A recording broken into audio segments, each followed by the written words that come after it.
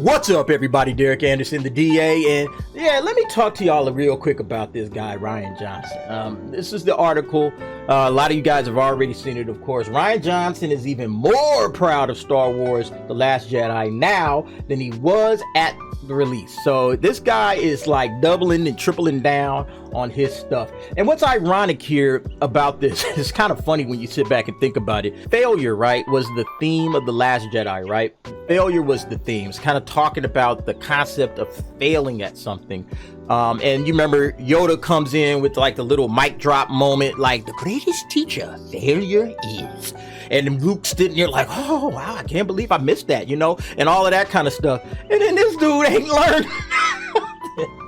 Like, dude, you made the most divisive film in film history. Like, there has never been a more divisive film than The Last Jedi. This thing, and I'm sorry, I feel like even if you like The Last Jedi, even if you are a fan of The Last Jedi, you gotta say, yo, you know, you really kind of split this baby down the middle. You know, some people liked it, some people hated it, but it's like, it's one or the other, right? And this guy made the most divisive film in film history, and he's basically saying, and I'll do it again. I'll do it again. Like, he could talk about failure and how failure is our greatest teacher, but yeah, clearly you learned absolutely nothing. Let's go ahead and read through this article, because this is just, you know, it's par for the course. It's par for the course when it comes to Hollywood. So he says, when I was up at bat, I really swung at the ball. Did you hit the ball though? Okay. You can make swings at the ball, but you got to hit that sucker. Okay. Or did you pop it up, or did you ground out the first? You might have made contact, but yeah, I grounded out. Anyway, director Rian Johnson says he's even more proud of Star Wars: The Last Jedi on its 5th anniversary than he was when it came made. Man, IGN, get some editors on this stuff. During the interview with Empire Magazine, the 48-year-old filmmaker explained, I'm even more proud of it 5 years on. When I was up at bat, I really swung at the ball. Yeah, you really did. The Last Jedi follows, of course, Force Awakens, but developed the Skywalker saga in wholly unexpected ways, continuing the story of Rey, Poe, and Finn, and blah, blah, blah. We all know what The Last Jedi is. And then he says, I think it's impossible for any of us to approach Star Wars without thinking about it as a myth that we were raised with, and how that myth, that story, baked itself into us and affected us. You know, when you sit back and think about what Star Wars means to you, it's probably going to be different than what it means to other people. But George Lucas wrote certain themes, and this is, again, going back to the same problem with Hollywood. Like, Hollywood doesn't understand the simple concept of, hey, you didn't create this. You're standing on the shoulders of somebody else, the creator of this thing. Same thing with Rings of Power, right? Exact same thing with the Rings of Power. You're standing on these shoulders. You have a duty, not just to tell a good story, but you have a duty to the fan base that put this thing on to begin with, okay? That's your duty, all right? And what they've done is they've basically said, we don't care about the fans. We care about this franchise, right? It was kind of like what I said on the other video from Ethan Van Sciver. They care about the IP. The IP is what matters, okay? The IP is just a means to an end, all right? They can go out there and they can make what? Money off of you and me and other fans in the fandom of that particular franchise. As long as you keep coughing up your money and giving your money over to these guys, they love it, all right? That's the crazy thing, because going back to Star Wars, like, I've been a Star Wars fan since I can remember. You know, like, since I have memories, I've always been a Star Wars fan. And honestly, I don't have a problem with them making money off of me. I'm like that meme, right? Take my money. You know, I'm like that meme. As soon as you come out with something I love, hey, here's my money. I'm loving it. I'm all here for that, okay? I'm a fan. I love things. But that's until you disconnect from the fan base, right? When you stop listening to the fans and the fans are talking to you and you're like, whatever with the fans, we don't really care. We're just going to do what we want to do. As the Rings of Power is doing right now, we're just going to stand on Tolkien's shoulders, use the name Lord of the Rings, and then we're going to sell you a story that doesn't resonate with Tolkien. It's kind of like with Star Wars.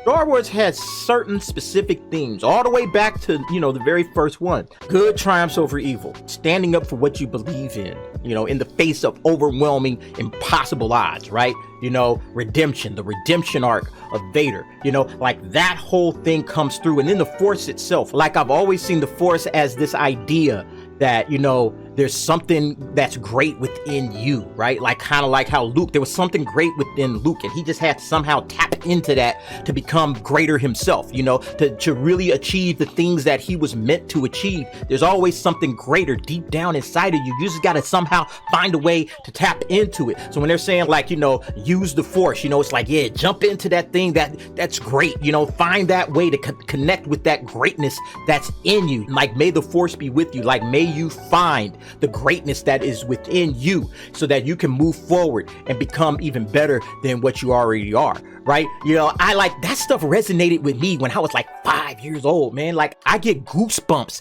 just thinking about the force, and you know, it's like, wow, man, like just such an important message. Like that kind of stuff is what, if you have a message, that's the kind of stuff that I feel like, you know, entertainment can really do, is give great messages to people that need to hear that kind of stuff. Not woke politics and, oh, we have to be diverse and representation, man. None of that crap. I'm actually talking about real heartfelt messages that resonate with people all across the globe, regardless of race, regardless of gender, regardless of anything. That's what Star Wars was. At least it was to me. Okay. But then these guys come in here and, you know, this is what's frustrating, because then he comes back and he makes this comment. Rian Johnson still wants to make his Star Wars trilogy. It would break my heart if I were finished, okay? And this is the article that they were talking about from Empire, and it talks about right here, and here's the part that really burnt me up. It's just at this point a matter of schedule when it can happen.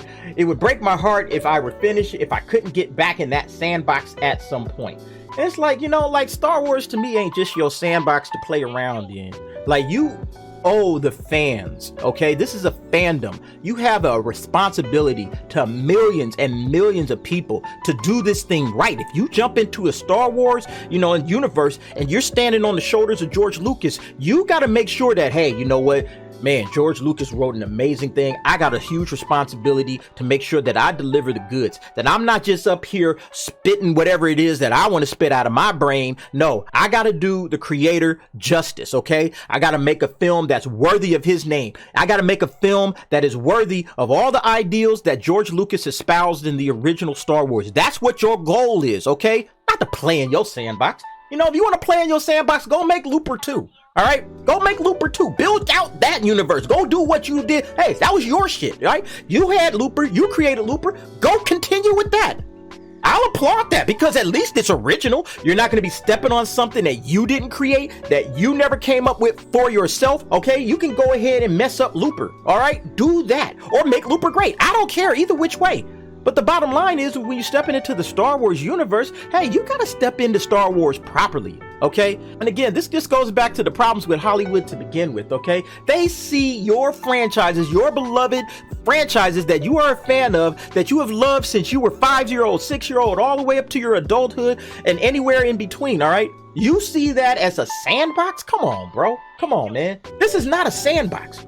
Okay, this isn't just some place where you can just get your little action figures and make up your stories. You want to write all that fan fiction? Go to fanfiction.net or type it up at home and just sit there and look at it. You know, do a fan-made film, throw it up on YouTube. But when you're writing for canon, canon matters. All right, characters matter. Luke Skywalker matters to people.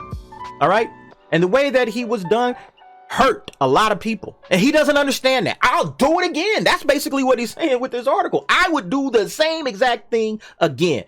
Doubling down. Listen, I want Star Wars to be great again, okay? But it's never going to get to that point unless these creators start going back to George Lucas's original vision. You know, go back to the original template for this particular franchise. You know, the hero's journey. That was where this thing started. Go back to the back to the basics. Go back to the basics. That's what they need to do, okay? There was no reason to reinvent the wheel here, okay?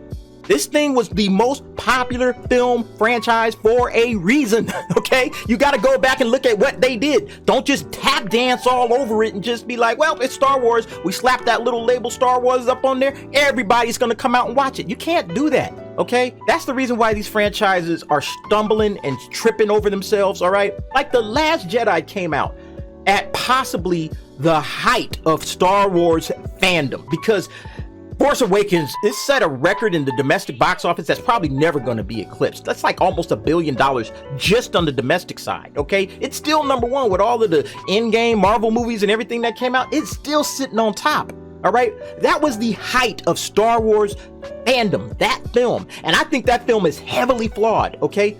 It's heavily flawed. It's a lot of problems with that film, but people still went out and rushed to see it. And I don't care what you got to say. 5 years ago, people were still looking forward to The Last Jedi. There were a lot of people that were sour on it. They didn't like the character of Rey, this, that, but there were a ton of people that were still looking forward to The Last Jedi. And then for this guy to come in, make the most divisive film that has ever been made by anybody ever in the history of film, and then to come out and say, yeah, and I'll do it again. That just tells you, again, the greatest teacher failure is this dude has learned absolutely nothing. I don't know how it's going to happen. I don't know when it's going to happen. You know, I see the Ripperverse. I'm telling you, man, I see the Ripperverse.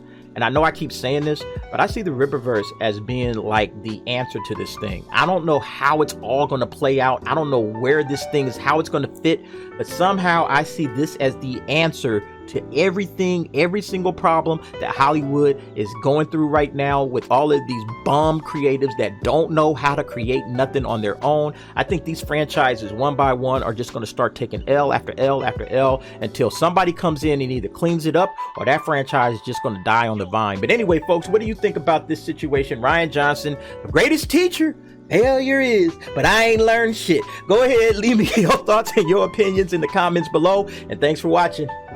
See you next time.